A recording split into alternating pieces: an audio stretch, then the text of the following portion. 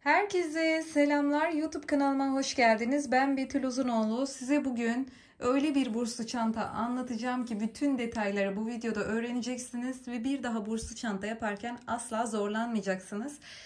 Instagram sayfamda burslu çantalarla ilgili bana en çok gelen sorulardan biri benim işte 25 santimlik bursum var, 15 santimlik bursum var, tabanı nasıl ayarlamalıyım gibi sorular oluyordu. Biliyorsunuz örmüş olduğunuz tabanlar her zaman bursun ölçüsüne göre tutmayabiliyor. Yani bazen büyük örersek pileliye döndürmek zorunda kalıyoruz. Küçük örersek bursa tam oturmuyor. Bu da bir sorun. Yani bursa göre tam hizasında bir bakın zaten çantanın tabanı tam bursun hizasına geliyor. Bununla ilgili videonun ilerleyen kısımlarında sizlere taktikleri öğretmiş olacağım. Siz de bu süreçte hemen burada YouTube kanalıma ücretsiz bir şekilde abone olarak yorumlarınızla bana destek olabilirsiniz. Ve ayrıca YouTube kanalımda videolar kısmına giderseniz onlarca burslu çanta videolarım var. Deri ip, metalik ip, kağıt ip, polyester makrome, ribbon ip, bunlarla ilgili birçok farklı burslu çanta videoları yayınladım. Şöyle bakın, ben çantamı biraz sizlere yakından göstermek istiyorum. Bakın bursumu asla açık kalmıyor. Bununla ilgili teknikleri de size videonun içinde öğretiyor olacağım. Hemen ölçülerinden bahsetmek istiyorum. Çantamın yüksekliği 19 santim yüksekliğinde. Şöyle bursumla ölçtüğüm zaman 19,5-20 santim yüksekliğinde hemen hemen. Ve tabanım 26 santim uzunluğunda ve 10,5 santim 11 santime yakında bir yükseklik var. Çantamın boyutu oldukça ideal. Şöyle içini de göstereyim sizlere. Bakın, astarının nasıl dikildiğini de bu videonun içinde anlatıyorum sizlere. Ben dakiketen kumaş kullandım. Daha kalıplı, daha sağlam ve güzel bir kumaştır. Sizlere de tavsiye ederim. Bu şekilde bursum, çantam asla yamuk değil ve asla açık kalmıyor. Bu videoyu istediğiniz burs şekliyle ve istediğiniz burs ölçülerinde bu videoda ilerleyebilirsiniz. Şimdi dilerseniz örgü tekniğine geçelim. Örgü tekniğine geçmeden önce bursa göre tabanımızı ayarlama mantığını size burada anlatmam gerekiyor. Siz de kendi elinizdeki burs ölçüsüne göre tabanınızı örebilirsiniz. Şimdi şöyle bursumun ölçüsünü söyleyeceğim önce. Bakın 25 santim uzunluğunda baştan sona ölçtüğüm zaman 25 santim uzunluğunda bir bursum var. Şimdi elinizdeki burs oval burs olsun, dikdörtgen burs olsun, bursun şekli ne olursa olsun hiç fark etmez. Önemli olan bursunuzun uzunluğu. Burada çantanızın tabanına başlamadan önce bursunuzu koyuyorsunuz. Şöyle bakın, bursunuzun içini ölçtüğünüz zaman çekmiş olduğunuz zincir sayısı, bursunuz 3 santim buradan ve 3 santim bu taraftan boşluk kalacak. Şu şekilde de başta ölçüm yapabilirsiniz. Şöyle 3 santim buradan, 3 santim buradan boşluk kalacak şekilde hangi burs olursa olsun zincirinizi çekiyorsunuz. Daha sonra oval, dikdörtgen, taban hiç fark etmez. Onu da şöyle artırmayı bitirdiğiniz zaman şöyle iyice açayım bursumu. Bakın, tam artırmam bursu koyduğum hizanın tam altında bitiyor.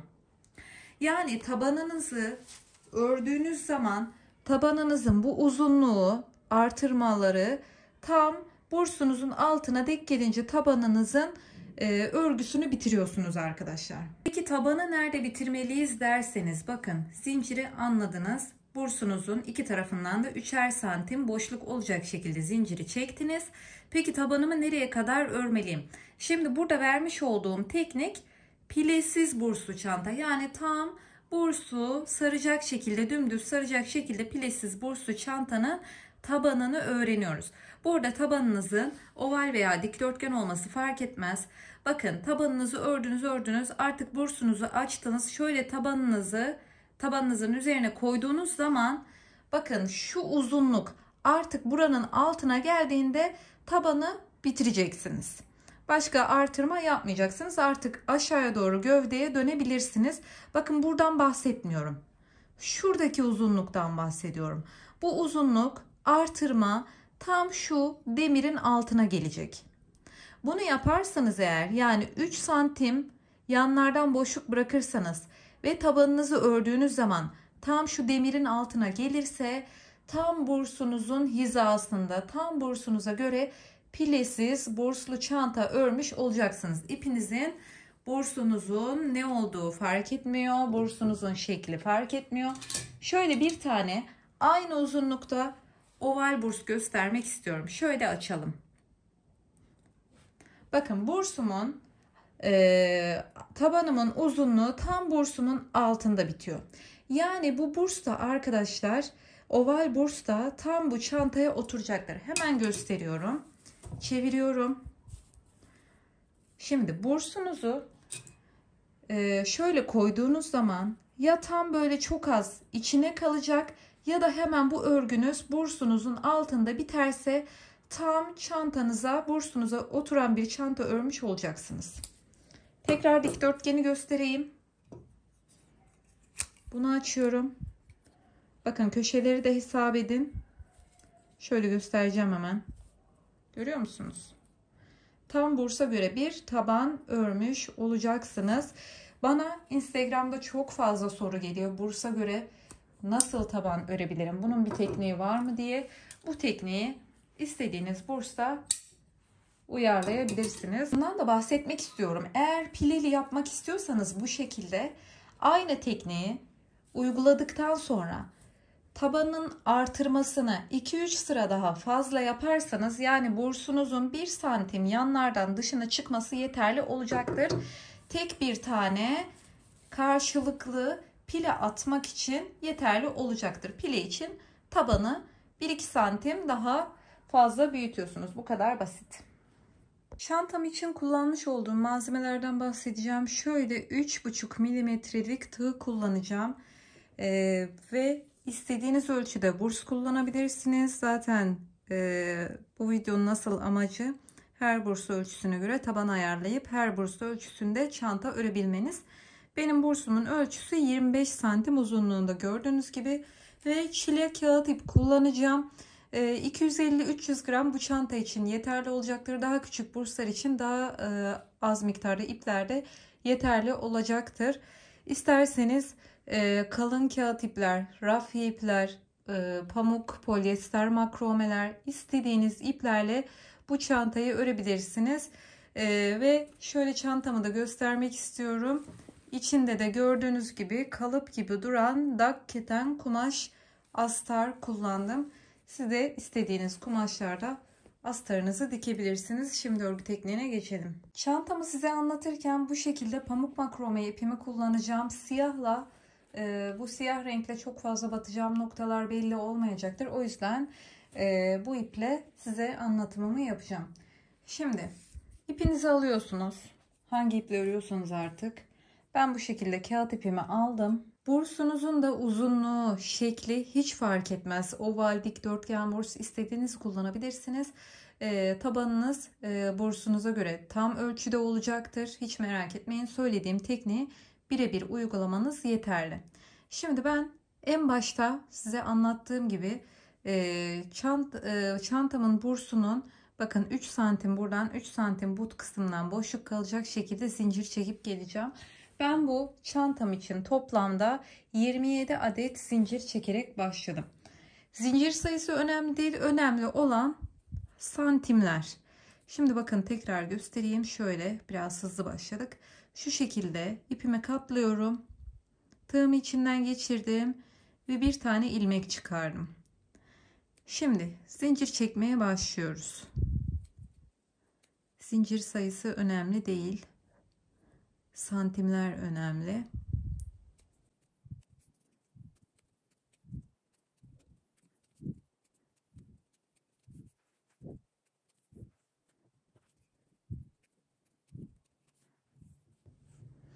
Evet, bakın bu şekilde tuttuğunuz zaman bursunuza koyuyorsunuz. Hemen metreyi de alalım.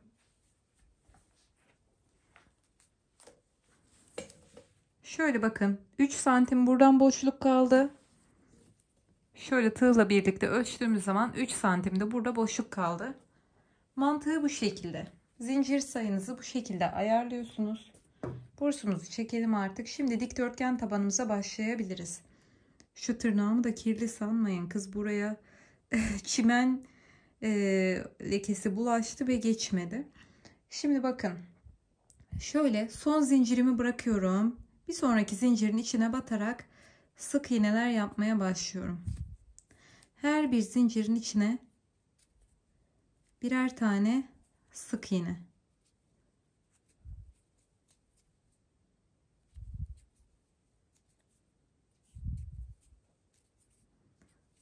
Sıramın sonuna kadar bu şekilde her bir zincirin içine bir sık iğne yapacağız. Sıranın sonuna kadar geldim. Son zincirin içine de bir tane sık iğne yaptım. Elimi biraz ilmeğimi bol tutarak son zincirin içine ikinci sık iğnemi yapıyorum. Ve elim biraz daha geniş olacak. Tekrardan buraya üçüncü sık iğnemi yapıyorum. Şimdi bu kısmın bu şekilde rahat bir şekilde dönmesi gerekiyor. Eğer gergin olursa böyle yamuk bir tabanınız olacaktır. Bilginiz olsun. Şimdi sırada bakın burada sık iğneleri yapmış olduğunuz zincirleri tekrar kullanacağız bu sırada. Buradaki zincir boşluklarının içine her birine birer tane sık iğne yapıyoruz.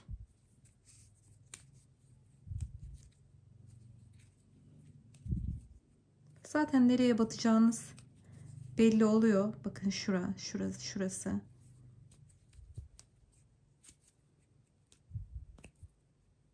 Tığım kaydı.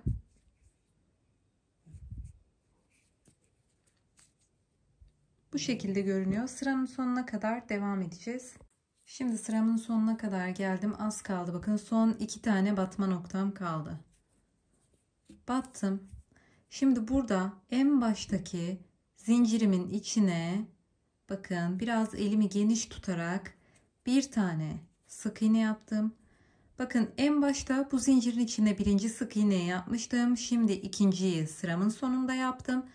Yani burada şu an 2 tane sık iğne var. Bir tane daha yapıyorum. 3 oldu. Şimdi ama burada şu en başta yapmış olduğum sık iğnenin üstüne bir tane daha yapacağım. Bunu yokmuş gibi farz edeceğim. Bunun kafanızı karıştırmasını istemiyorum. Yoksa buradaki taban artırmaları her sıra sonunda ve başında bölünmüş olacak. Kafanız karışacak. Şimdi 2 tane aynı yere yaptım.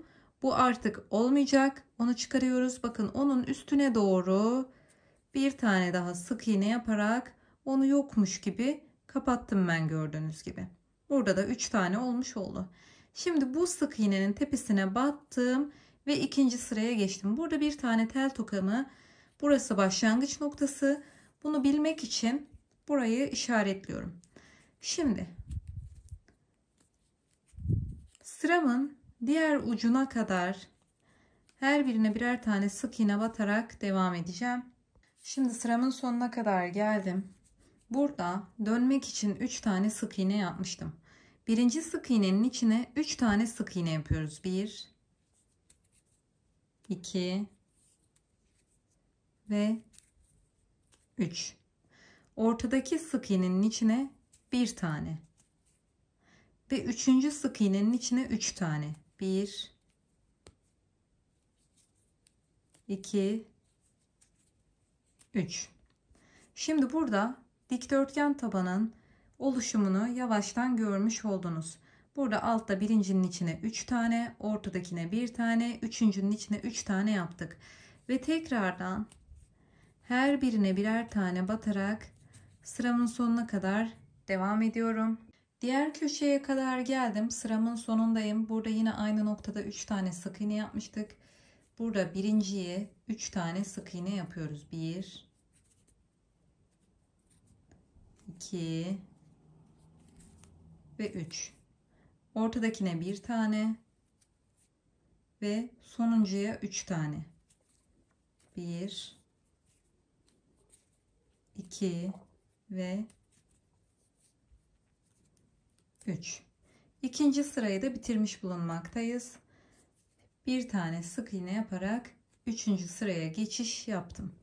Şimdi burada tekrardan sıramın sonuna kadar, şu artırma noktasına kadar her bir sık iğnenin tepesine birer tane batıp geliyorum. Şimdi bakın tabanımın dönme noktasına kadar geldim. Burada 3 tane sık iğne yapmıştım. Dikdörtgen tabanın kuralı şu. Altta yapmış olduğumuz 3 tane sık iğnenin ortasına her sıraya geçtiğimizde 3 tane yapacağız. Bakın buraya 3 tane sık iğne ve buradaki üçlünün ortasına 3 tane sık iğne. Şimdi birinci sık iğnenin tepesine bir tane sık iğne yaptım. Ve burada ortadakine 3 tane. 1, 2 ve 3. Diğerlerine birer tane yaparak devam. 1, 2. Bakın burada üçlüye geldim. Birinciye bir tane yaptım. Burada ortada kalan sık iğneye 3 tane. 1, 2, 3 ve sonuncuya da bir tane. Bakın burada her üst sıraya geçtiğiniz zaman köşelenme oluştu. Gördünüz mü?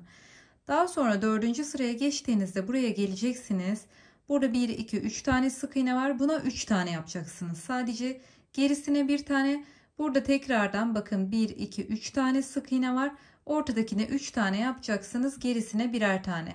Sadece bu köşelerdeki üçlünün ortasına 3 tane sık iğne yaparak köşelendirmeye devam ediyoruz.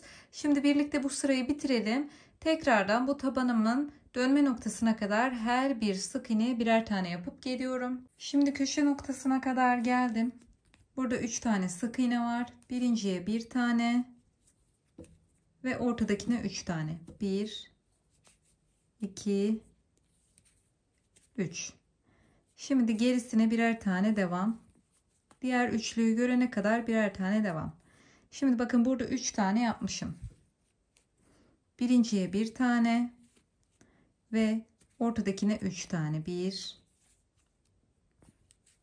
2, 3 ve gerisine birer tane yapacaksınız. Burada da 3. sırayı bitirmiş bulunuyoruz. Tekrardan başlangıç noktasını çıkarıyorum ve bir tane sık iğne yaparak 4. sıraya geçmiş bulunuyorum. Bu tel tokayı çantamızın örgüsü bitene kadar taşıyacağız. Bakın bu şekilde dikdörtgen tabanımızı artırmalarla giderek büyüteceğiz. Söylediğim gibi bakın burayı birer tane devam ediyorsunuz ve burada bakın 1, 2, 3 tane sık iğne var. Tam ortadakine 3 tane yapıyorsunuz. Gerisine bir tane. Burada 3 tane sık iğne var. Tam ortadakine bir tane yapıyorsunuz. Aynı şey buradaki üçlülerin ortasına da 3'er tane yapacaksınız. Bu şekilde tabanımın genişliği, uzunluğu size anlattığım şekilde. Bakın şöyle gösteriyorum. Tabanınızı bitirdiğiniz zaman tabanınızı ölçersiniz sürekli bursunuza göre. Tabanınızı bitirdiğiniz zaman tam şu bursun bittiği noktaya, yani şu uzunluk tam şu bursun bittiği noktaya gelsin. Şuraya. Tam bunun altına gelecek, sınıra gelecek. Ondan sonra tabanın artırmasını keseceksiniz. Dümdüz yukarıya doğru çantanızın gövdesini örmeye devam edeceksiniz. Şimdi tabanımın artırma mantığını az önce anlattım. Mantık hep her sırada aynı olduğu için diğer sıraları kendinizin yapmasını isteyeceğim. Ben kendi çantama baktığım zaman 25 santimlik burs için kaç sıra yapmışım size hemen göstereyim. Bakın 1, 2, 3, 4, 5, 6, 7, 8 sıra yapmışım. Bakın evet 1, 2, 3, 4, 5, 6, 7, 8 sıra burada artırmam bitiyor. Toplamda ben 25 santim burs için 8 sıra yapmışım. Şöyle bakın. Koyduğum zaman şu 8. sıra, yani tam şu bursu geçmesin. Tabanınızın uzunluğu bursun dışına çıkmasın. O zaman ne olacak? Tam çantanıza göre bir burs örmüş, taban örmüş olacaksınız. Evet, şimdi istediğim noktaya kadar ben tabanımı ördüm geldim. Tabanımın ölçülerini size vereceğim. Mutlaka tabanınız bittiği zaman şöyle el ütüsü yaparak çekiştirin, düzeltin tabanınızı. Yani şu ortada çekmiş olduğunuz zincirden kaynaklı bir gerginlik olabilir. O yüzden özellikle bu orta zinciri esneterek bir düzeltme yapabilirsiniz. Şöyle bakın ölçülerini vereyim. Benim tabanım 25,5 santim uzunluğunda, 25 de yapabilirsiniz ve şöyle 10 santim yüksekliğinde yapıyor. Ben size tabanımın sayısını da vereyim. Toplamda kaç sıradan oluşmuş? Şöyle saydığım zaman bakın 1, 2, 3, 4, 5, 6, 7, 8 sıra ben tabanımı büyütmüş gelmişim. Söylediğim ölçüler bu şekilde olmalı. Yanlardan biraz taşsa, orta kısmı da şu kısmı düz bir şekilde doldursa tabanınız yeterli olacaktır. Eğer sizin tabanınız söylediğim bursunuza göre ölçülere uygun değilse birkaç sıra daha büyütebilirsiniz. Şimdi şu tel tokayı çantanın gövdesi bitene kadar taşımaya devam edeceğim ki nerede bitireceğimi bilmem gerekiyor. Artık bakın hiçbir şekilde kenarlarda artırma yapmadan dümdüz yukarıya doğru hep sık iğne öreceğim. Bu şekilde devam edeceğim. Köşelere geldiğiniz zaman köşelerde 3-3 yapıyorduk ya. Bunu yapmamızın sebebi tabanımız düz bir şekilde, dikdörtgen bir şekilde yayılsın. Artık yayılmasın değil, yukarıya doğru çıkmasını istiyorum. Yani bu şekilde dönmeye başlayacak. O yüzden her bir sık iğneme 1 olacak şekilde, yine burada hepsine birer tane olacak şekilde sıramızı tamamlayalım. Şimdi bir sırayı bakın hepsine birer tane batarak tamamladım. Görüyorsunuz. Artık böyle hani buraya doğru kıvrılıyor ama örgünün size bakan kısmı düz kısmı olacak. Yani şu ters kısmı olduğu belli oluyor zaten. Burası içe gelecek. O yüzden siz bunu ördükçe şöyle yukarıya doğru köşeleri çevirirseniz bu şekilde yukarıya doğru çıkmış olursunuz. Şimdi burada bir sırayı tamamladık bu şekilde artırmasız ama burada bunu aslında normalde bütün örgü bittikten sonra yaptıracaktım ama herkes çantanın gövdesi bittikten sonra yapamayabilir. Şimdi yumağımın içinden biraz ip çıkaracağım. Şöyle evet ipin ucunu aldım. Şu tabanın ortasındaki zincir boşluğunu doldurmamız gerekiyor. Bu çok daha kaliteli bir görüntü veriyor. Şimdiden onu da yapalım. Daha sonra gövde bittikten sonra belki yapılamayabilir. Şimdi bakın şöyle ilmek oluşturuyorum. Halkayı oluşturdum. Bir tane ilmek oluşturuyorum. Tabanımın düz kısmı bana bakacak. Şuradan bakın ilk çekmiş olduğum zincir boşluğunu doldurmam gerekiyor. Şu en sondaki zincir boşluğuna batıyorum. Arkadan ilmeğimi tığıma geçirdim ve üste çıkardım. Şimdi burada sıradaki zincir boşluğuna batıyorum. Battım. Tığıma ipimi doladım, çıkardım, zincir çektim. Sıradaki boşluğa batıyorum, tığıma doladım, çektim zincir. Sıradaki boşluğa battım, tığıma doladım, zincir çektim.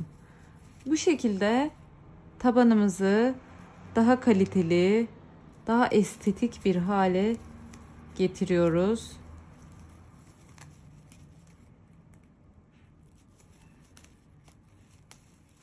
Bakın bu zinciri çekerken tam ayarında yapmaya dikkat edin. Eğer zincirler çok sık olursa gergin bir taban olur. Çok gevşek olursa da güzel bir görüntü oluşmaz. Tabanınızın duruşuna göre bir zincir çekme işlemini yapın. Böyle kıvamında olsun. Sıramızın sonuna kadar devam. Bakın görüntü bu şekilde. Bu şekilde son zincir boşluğuna kadar geldim. Batıyorum. Zincir çektim. Bakın son bir nokta kaldı. Batıyorum. Zincirimi çektim. Ve şurada sıradaki herhangi bir boşluktan batıyorum. Tam hizasındaki ilmeğimi arkaya alıyorum.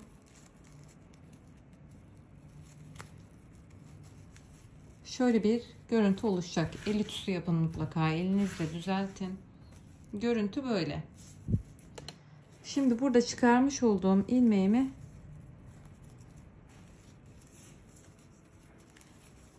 şöyle iki tane zincir çekerek keseceğim.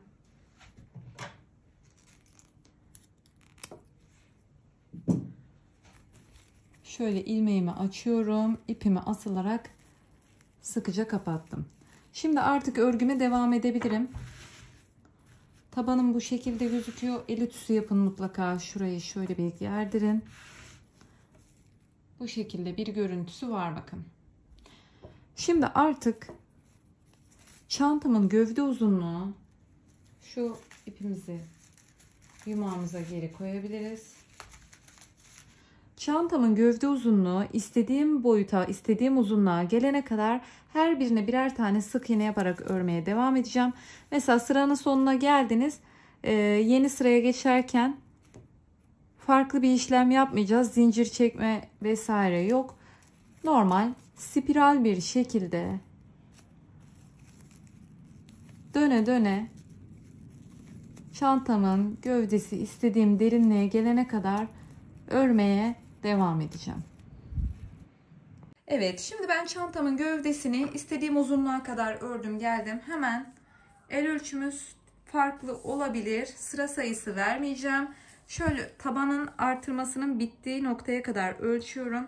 Bakın 19 santim yüksekliğinde ben gövdemi örmüşüm. Eğer elinizdeki burs 15 santim yani 10 küsur santimlerdeyse gövde yüksekliğini 17-18 santimde maksimum bırakmanızı tavsiye ederim. 17 santimin altında da orantısız bir duruş olacaktır ama 18 santimde bırakın derim daha küçük burs yapıyorsanız. Şimdi burada bakın ipimizi keseceğiz. Şöyle ipimi kısa olacak şekilde kesiyorum. Bakın tel tokamın olduğu noktaya kadar sıramı bitirdim. İpimi açıyorum. Tokayı çıkardım. Hemen sıradaki ilmeğin arkasından bakın tığımı geçiriyorum. İpimi arkaya taşıyorum. Ve ipimin çıkmış olduğu şu son sık iğnenin arkasından içinden batıyorum. Ve ipimi tekrar arkaya taşıyorum.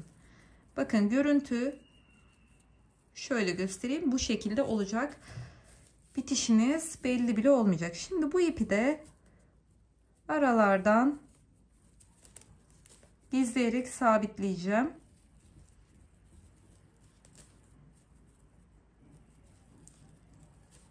Evet. Bu şekilde kağıt ipi düğüm atmadan sabitlemek yeterli olacaktır. Sırada gelelim astarımıza. Evet, şimdi astarımı hazırladım. Ben kumaş olarak dak keten kumaş kullanıyorum. Böyle bakın sert, kalıplı bir yapısı var. Çantaların içinde daha düzgün duruyor. Şimdi kumaşınızı ikiye katlıyorsunuz. Ben kumaşı ikiye katladım, diktim.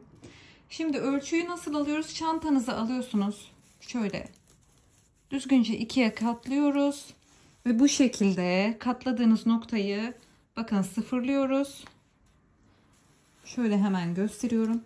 Bakın ağız kısmında 2 santim dikiş payı ve yanlarda da yine 1-2 santim dikiş payı bırakıyorsunuz. Sadece alt kısmı katladığınız kısmı sıfırlıyorsunuz. Şimdi bu şekilde çantamı yasladığım zaman tam çantamın bittiği yerden dikiş makinesinden dikişle geçiyorum. Ve şimdi sırada tabanımızın bakın nasıl yapıldığını, dikildiğini anlatacağım ve daha sonra ağız kısmını çantanın ölçüsüne göre dikeceğiz. Sırada 2 tane iğne ayarlıyorum. Veya beyaz sabun da olur.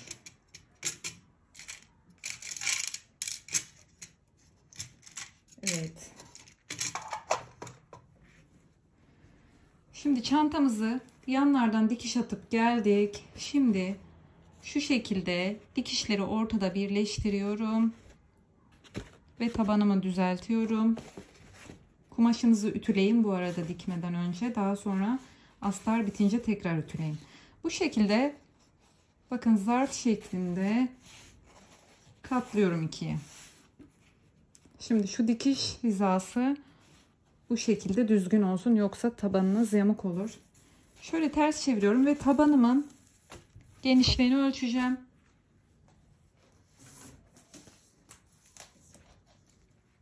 Bakın tabanım şöyle ölçtüğüm zaman artırmanın bittiği yerde tabanım 10,5-11 santim genişliğinde.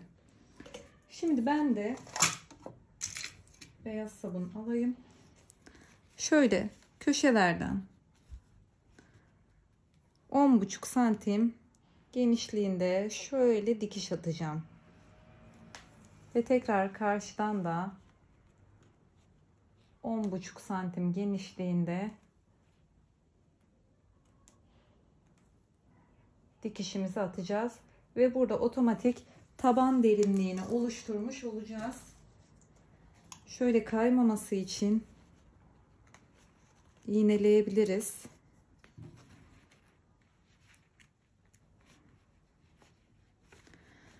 Buralara dikiş attıktan sonra bakın görüntü şu şekilde olacak. Otomatik bursunuzun şekli çantanızın şeklinde olacak.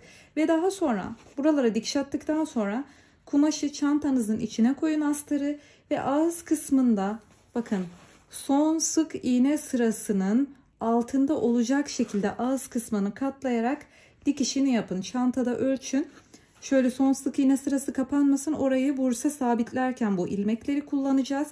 Tam altında çantamızın astarı bitmesi gerekiyor. Buralara dikiş atacağız ve daha sonra çantamıza ölçüp ağız kısmını katlayarak dikişini yapıp astar dikişini bitireceğiz. Size anlattığım şekilde astarımı diktim. Ütülemesini yaptım. Bakın ağız kısmı ne kadar düzgün gözüküyor. Şimdi sırada astarımı çantamın içine sabitleyeceğim. Burada astarı sabitlemeden önce yapmamız gereken bir işlem var. Şöyle eli üstü yapalım. Çantamızı düzgün bir şekilde ortadan ikiye katlayacağız. Şöyle birkaç tane tel toka kullanacağım işaretlemek için.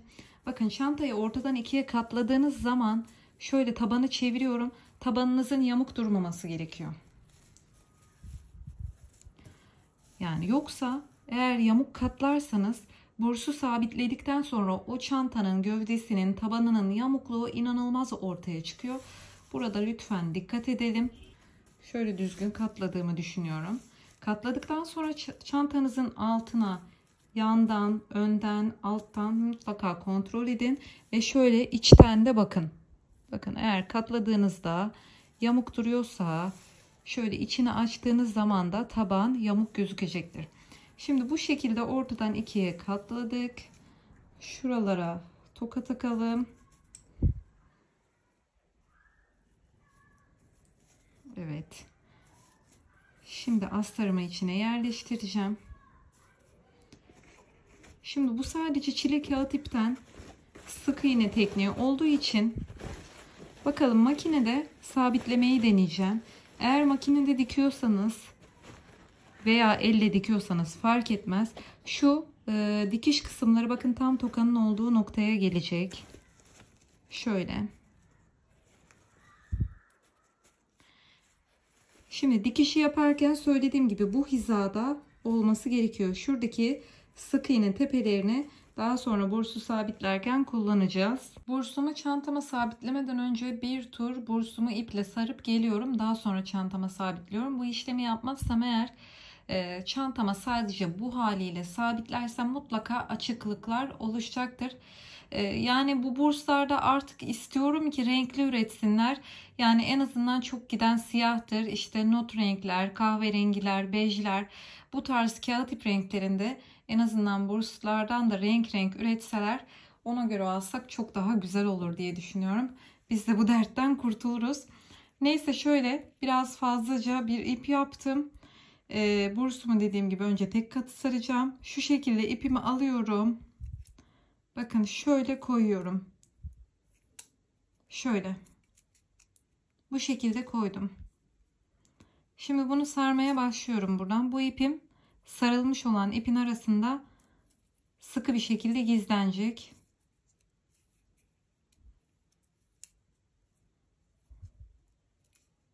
Şöyle bakın buraya bir tur sardıktan sonra burayı çok sıkıştırırsam daha sonra bursum kapanmaz. Şöyle sıkmadan çok fazla boşluk gözükmeyecek şekilde kapatmaya çalışıyorum.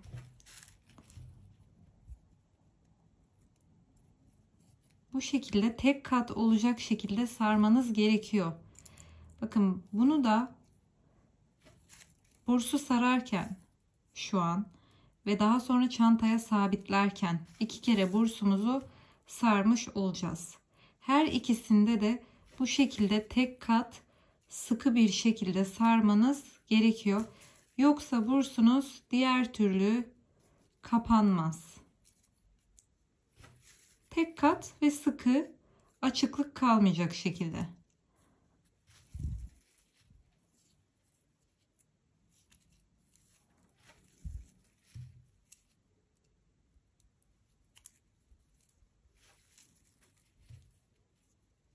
Şimdi bursun yarısını sardım geldim. Biraz bu bursu sarmada ve sabitlemede sabretmeniz gerekiyor. Şimdi bakın burayı çok doldurmadan şu kilit kısmını tamamen kapattıktan sonra direkt zaten buraya geçiş yaparak burayı da çok sıkmadan, çünkü sıkarsanız dolmaya devam edecek. Bu şekilde saralım.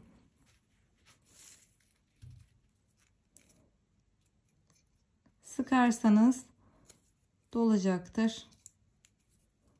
Yani şu hizaya geldikten sonra artık sıkı bir şekilde sarmaya başlayabilirsiniz.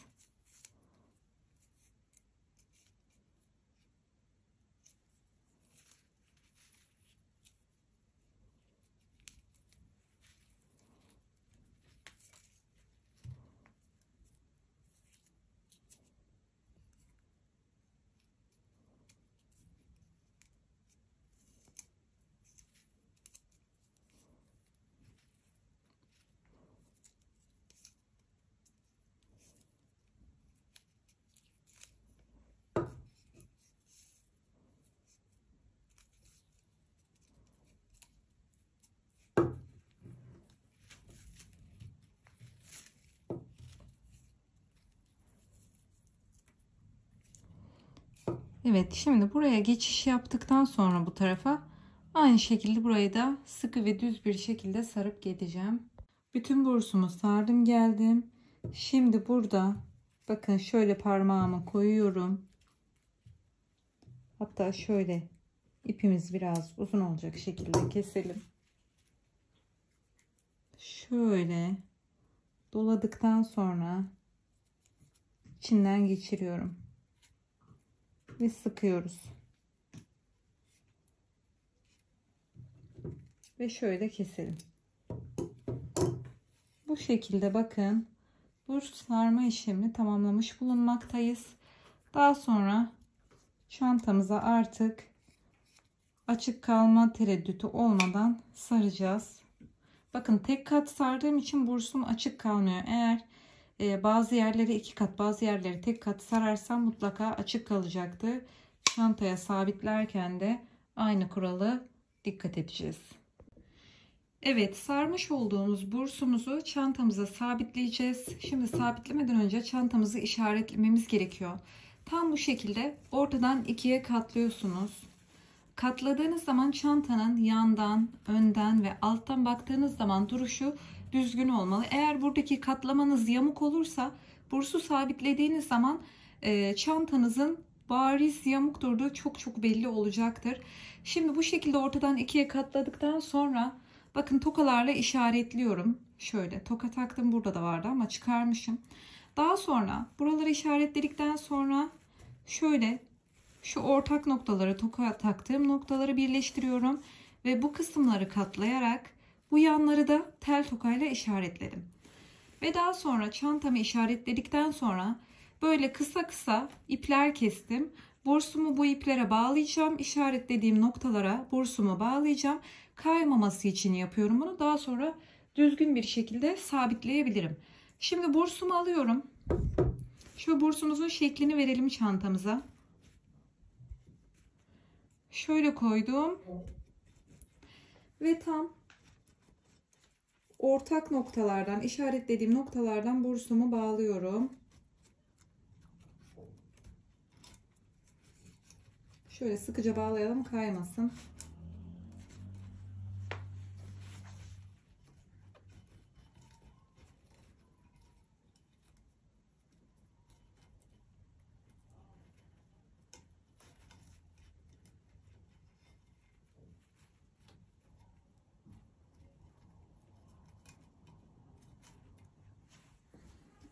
Ve şimdi şu kısımları bağlıyorum. tam ortadan, yani bursunuzun tam ortasından bağlamanız gerekiyor. Böyle bağlayarak bursu sabitlerseniz kayma olmayacaktır.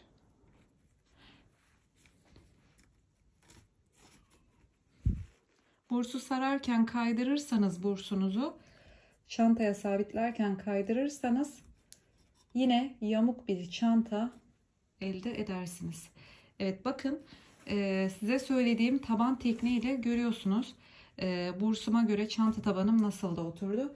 Şimdi bu şekilde bakın, kağıt ipimi şöyle kalın uçlu iğne buluyorsunuz. 2 kat olacak şekilde uzunca bir ip.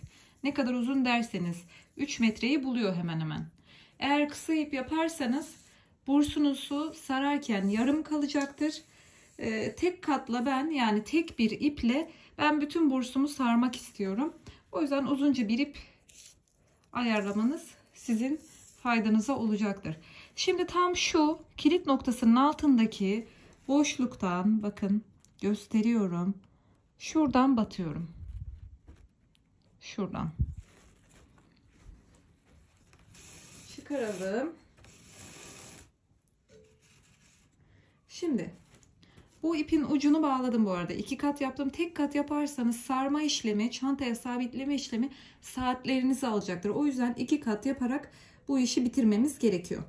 Şimdi şöyle üstten dolaşacağım ama şöyle bu bağlamış olduğum ipin içinden geçiriyorum.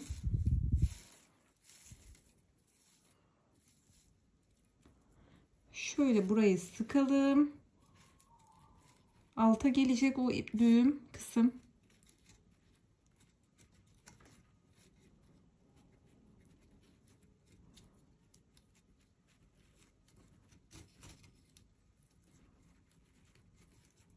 Burayı iyice sıktım. Şimdi tekrardan yanındaki boşluktan çıkıyorum. Sıradaki sık iğne boşluğundan çıkıyorum. İpimi çekiyorum.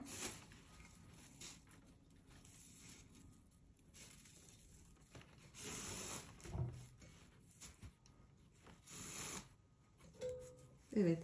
Ve bursunuzu sararken ipler üst üste bu şekilde dolaşmasın. Bakın şöyle görüyorsunuz. Bu şekilde sararak sıkı bir şekilde devam edeceğim. Şimdi bursu sararken daha sonra bursun açık kalmaması için nelere dikkat edeceğiz derseniz, sıkı bir şekilde ve tek kat, üst üste dolamayacaksınız. Tek kat sıkı bir şekilde saracaksınız. Bazı yerleri 2 kere, bazı yerleri 1 kere sararsanız bursunuz mutlaka açık kalacaktır, bilginiz olsun. Şimdi buradan çıktık. Tekrar aynı sık iğnenin içinden çıkıyorum. Çünkü sıkı bir şekilde sarmak istiyorum. Şimdi ipimin yönünü ayarlamalıyım. Şu şekilde kapanacak. Evet, elimle böyle tutuyorum.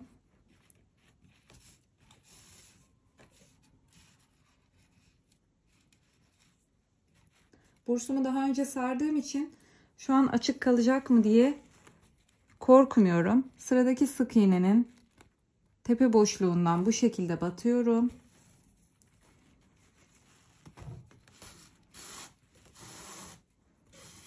Tekrardan ipimizi ayarladık.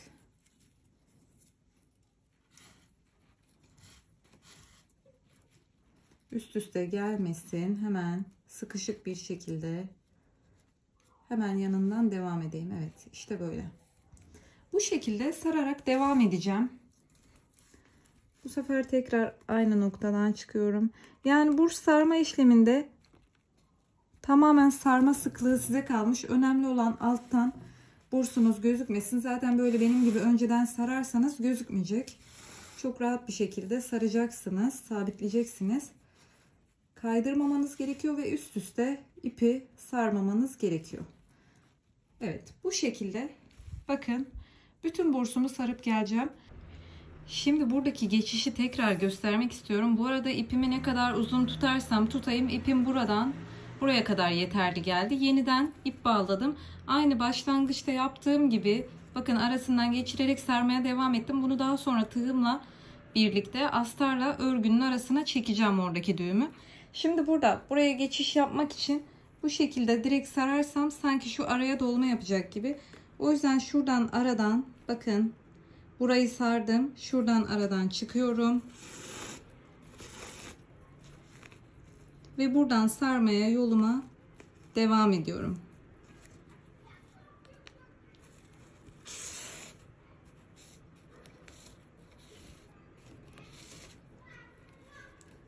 Evet, bu şekilde geçişimi yaptım. Sıkı ve tek kat olacak şekilde saracağım. Evet, bütün bursumu sardım. Şimdi son olarak ipimi düğümleyeceğim. Burada son bir sarmam gereken yer var. Onu da şöyle içe doğru tekrar batıyorum.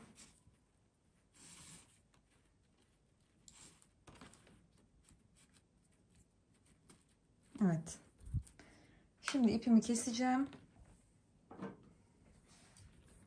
Yani ipiniz yarım kalırsa aynı burada yaptığım gibi siz de sabitleyebilirsiniz. Şimdi buradan bir tane ipi farklı bir noktadan dışarıya çıkarıp tekrar içeriye katacağım. Yani içte bağlamam gerekiyor. Şimdi tekrardan bakın bunun çıktığı yerden çıkmaması gerekiyor. O yüzden şuradan alalım. Evet, şimdi bunu bağlayabilirim. Şu şekilde gözüküyor.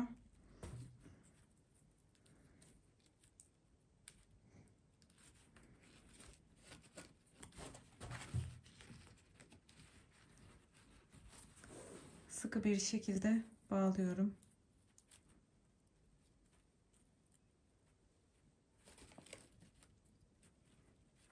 Evet. Şimdi buradaki iplerimizi ne yapacağız? Tıpkı başta yaptığımız gibi şöyle aralardan girerek tığ yardımıyla örgüyle astarımın arasına çekeceğim.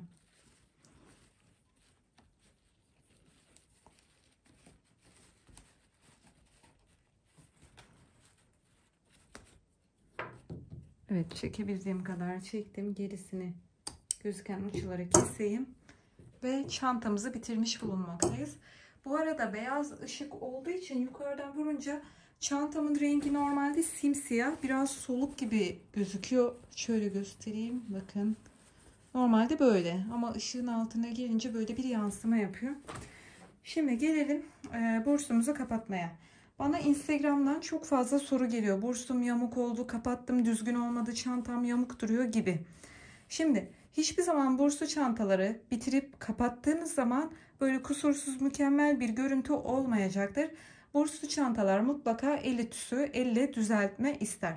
Şimdi bakın şu kısımları yana doğru çıkarıyorum. Bastırıyorum bakın. Yan kısımları çıkardım. Bu şekilde kapatmam gerekiyor.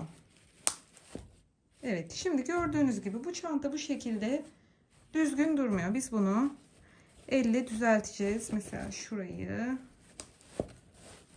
şöyle bu kısmı aşağıya bastırıyorum. Bakın ne kadar güzel oldu ya. Kusursuz bir kapanış oldu. Şurada fazla bir ipim var. Onu bir keseyim. Astardan kalma. Evet.